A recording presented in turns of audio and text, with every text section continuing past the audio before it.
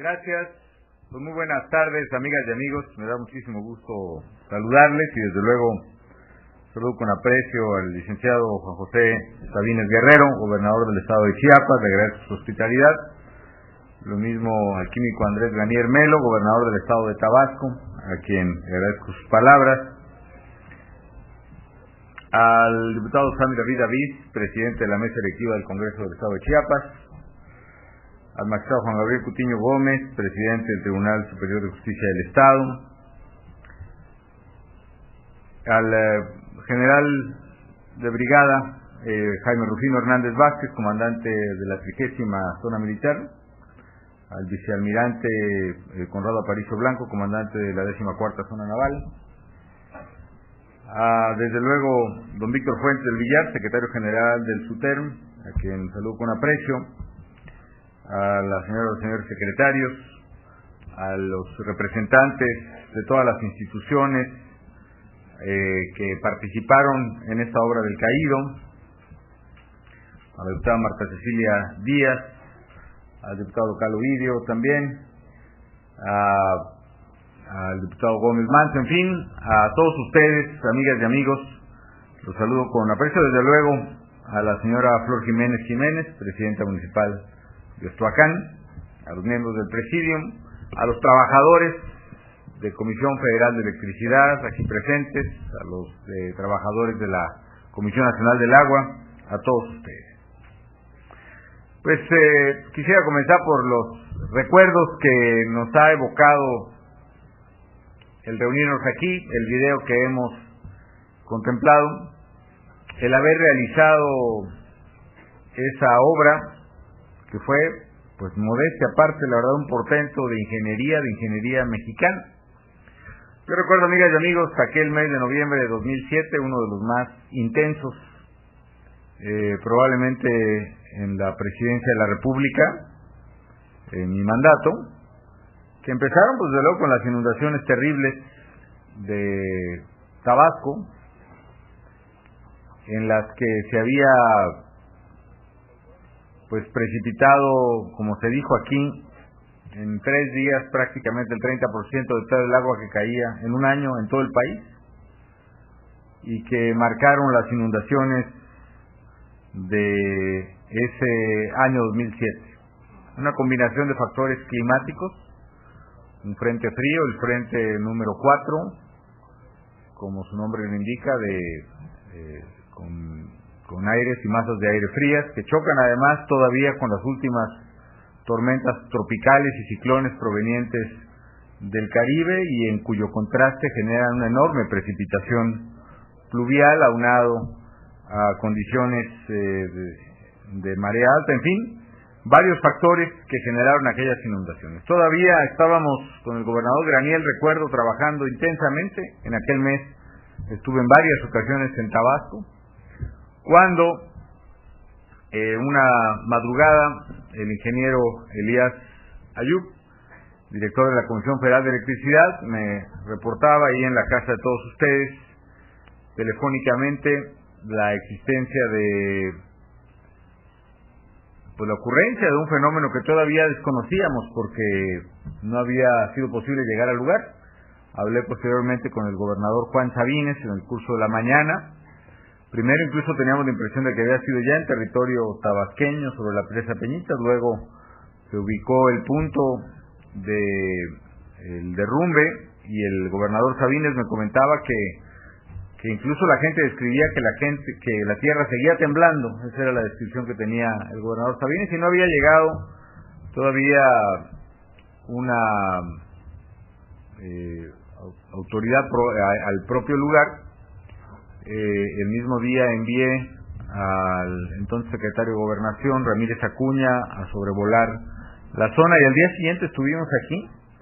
Todavía recuerdo con el dolor de las familias de San Juan, o de Juan de Grijalva, que estaban buscando entre los escombros sus propias pertenencias, y estábamos buscando, con ayuda de buzos de diversas instituciones públicas, pues los restos de sus parientes fallecidos. Estuvimos en varios albergues, algunos de ellos en Ostoacán, y me tocó contemplar escenas dramáticas. Por ejemplo, no solo, por un lado, escenas en las cuales les notificábamos a algunas de las familias que su esposo, por ejemplo, había fallecido y que acabábamos de encontrar sus restos mortales. Y también recuerdo otra escena de una familia que encontraba a una hermana que estaba viva, solo que en otro albergue, y que no había reportado su presencia. En fin, fueron escenas muy, muy dramáticas.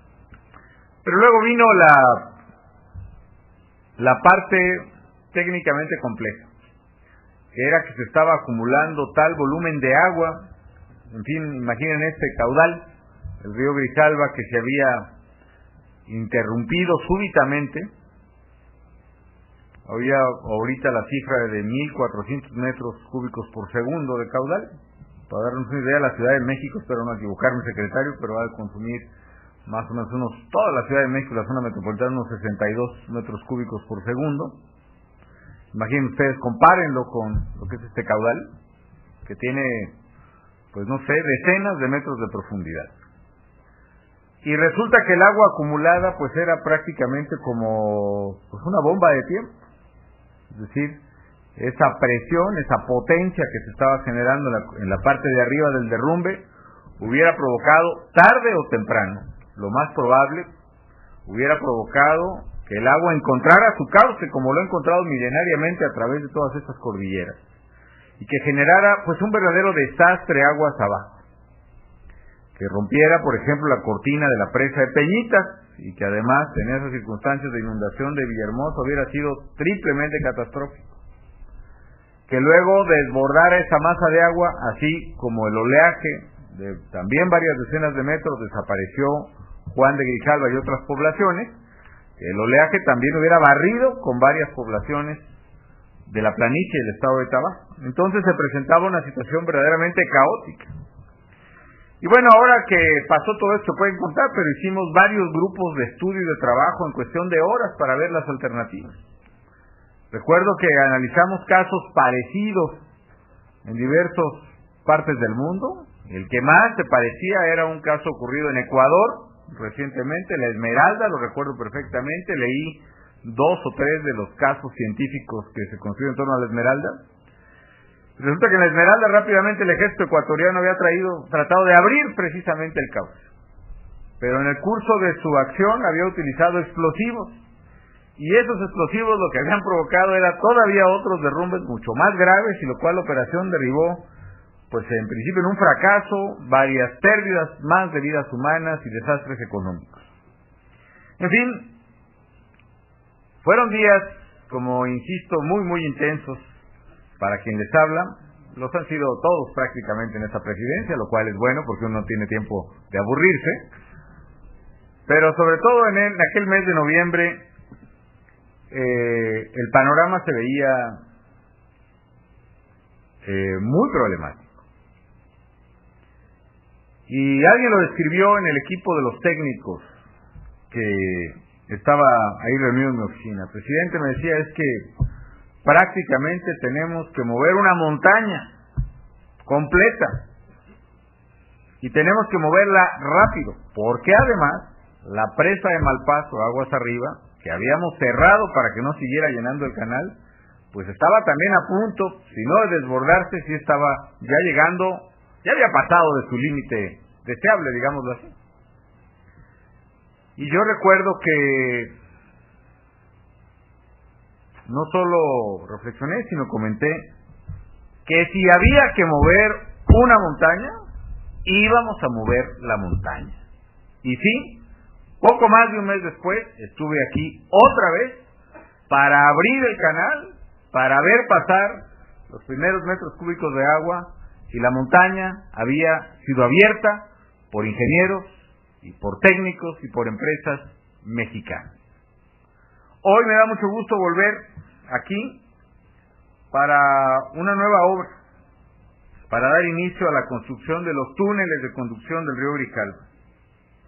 Y esta obra de gran relevancia nos permitirá manejar el agua del segundo río más caudaloso del país, que es el Grijalva, y con ello garantizar la seguridad de los tabasqueños pero algo que generalmente no se menciona mucho de los propios chiapanecos que viven aguas arriba, en Malpaso concretamente y otras poblaciones. Gobernador, no recuerdo ciertamente, desde luego había otros Juanes en otras comunidades, pero en fin, comunidades aguas arriba que pasando de la cota 93, 94, pues ya estaban prácticamente inundadas, se inundaron en aquella ocasión, hubo también que mover. Con estos túneles vamos a evitar que si llega otro derrumbe, que es muy probable que ocurra, no de la misma magnitud desde luego, pero si ustedes observan, quizá muchas de esas formaciones que están en las laderas del río son pequeños derrumbes que se han formado en millones de años.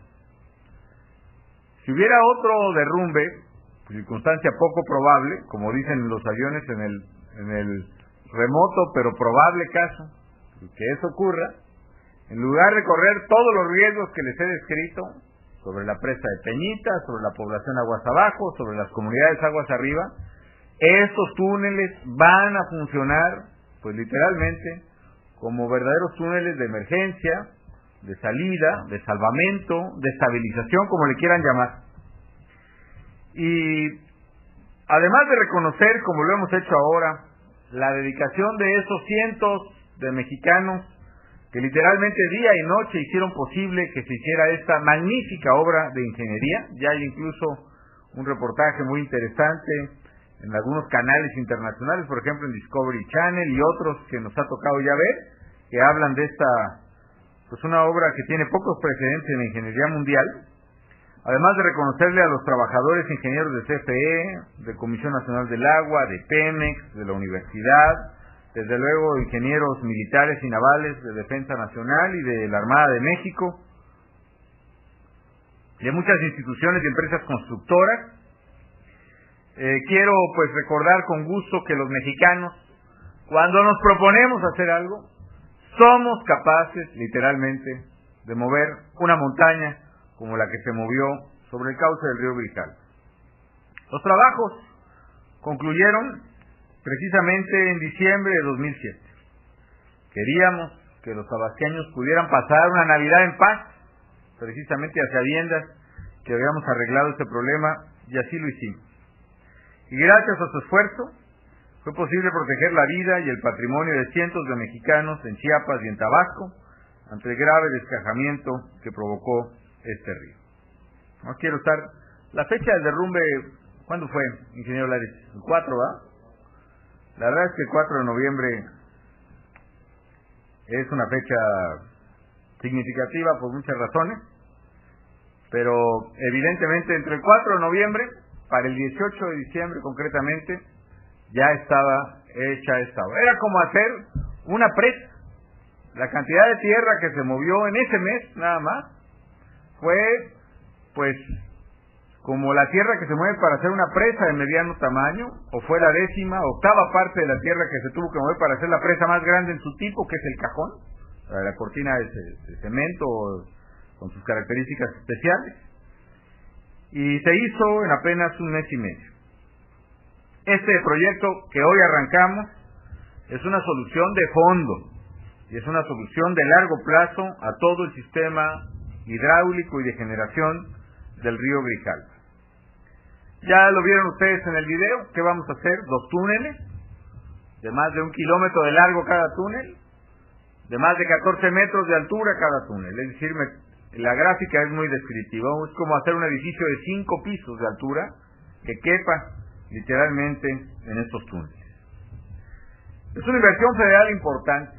El túnel vale 500 y pico de millones, pero todo lo que tenemos que hacer de caminos y de obras alimentadores son como 760 millones de pesos, que van a generar por lo menos 500 empleos directos, y se calcula que el impacto económico en la zona genera 3 empleos indirectos por cada empleo directo. Y esto se empata además con algo que tenemos muy presente en el gobierno federal, que es precisamente en un momento en que está reduciéndose la actividad económica del mundo, es decir, el corazón financiero del mundo, que está en Estados Unidos todavía, pues literalmente tiene un infarto, válgame la metáfora, y eso provoca que la irrigación hacia la economía mundial pues sea mucho menor, es decir, hay menos consumo, hay menos demanda, para evitar que eso contraiga con todo su impacto en la economía mexicana, nosotros estamos actuando ahora fuertemente con un programa contracíclico para mitigar esos efectos. Y una clave del programa contracíclico es precisamente la inversión del gobierno, y es precisamente la inversión en infraestructura. Y por eso vamos a gastar ahora esos 760 millones de pesos aquí, porque sabemos que eso nos arregla el problema del río, pero también sabemos que eso significa trabajo y actividad económica para la gente de Chiapas y una parte de la zona de Tabasco. Y también por eso, por razones de naturaleza, por razones de seguridad de la población civil, que es lo más importante, pero también por razones de estímulo económico, estamos haciendo lo que ya mencionó el gobernador de Tabasco, el Plan Hídrico de Tabasco, el Plan Hídrico Integral, un programa largamente anhelado, largamente demandado y quizá largamente prometido también para Tabasco durante décadas. Ya no me meto en Honduras, pero el hecho es que ahora estamos trabajando fuertemente en el Plan Hídrico de Tabasco. Estamos presupuestando tan solo el gobierno federal 9,000 millones de pesos, que espero que podamos terminar en esta administración. Ya llevamos casi el 30% en términos de lo presupuestado. Hay obras muy importantes, como precisamente la contención sobre el río Carrizal y la desviación sobre el río Samaria, que va más o menos a un 85% y que tenemos que terminar antes de que venga la próxima temporada de lluvias. Esto espero que ya termine pronto, porque por lo que se ve todavía sigue imponente. Afortunadamente esta temporada la pudimos librar un poco, tuvieron que abrirse algunas obras de alivio ahí sobre los ríos, precisamente el Grijalva, ahí ya muy cerca de Villahermosa, pero bueno, ya estamos haciendo las obras que se necesitan sobre el plan hídrico de Tabasco. Faltan otras cosas, por cierto, no solo son obras de ingeniería y gasto público. Falta, por ejemplo, rescatar las zonas altas, porque mientras no recuperemos el ecosistema completo, no solo va a llevar más fuerte, sino va a caer el agua más rápido. Pongo un ejemplo entre muchos. Si estas montañas, estas cumbres, fueron durante siglos selvas, y ahora son, como ustedes ven, áreas para ganado sin vegetación, pelonas, digamos, ¿sí? Pues el agua que antes era capturada y en parte almacenada, o por lo menos contenida en su velocidad de deslizamiento, pues ahora baja literalmente en cuestión de segundos y deslava y arrasa a su paso. Yo sé que eso no es culpa de la gente. Hace 40, 50 años incluso había hasta una política del gobierno de desmonte. Había una Comisión Nacional de Desmonte que hasta tenía mayor presupuesto que lo que ahora tienen varias secretarías de Estado, que se dedicaba a eso, a tumbar árboles, bosques y selvas. De modo, así fue. Y ha habido programas de mucha promoción de ganado, por ejemplo. Yo creo que ahora tenemos que revertirlos.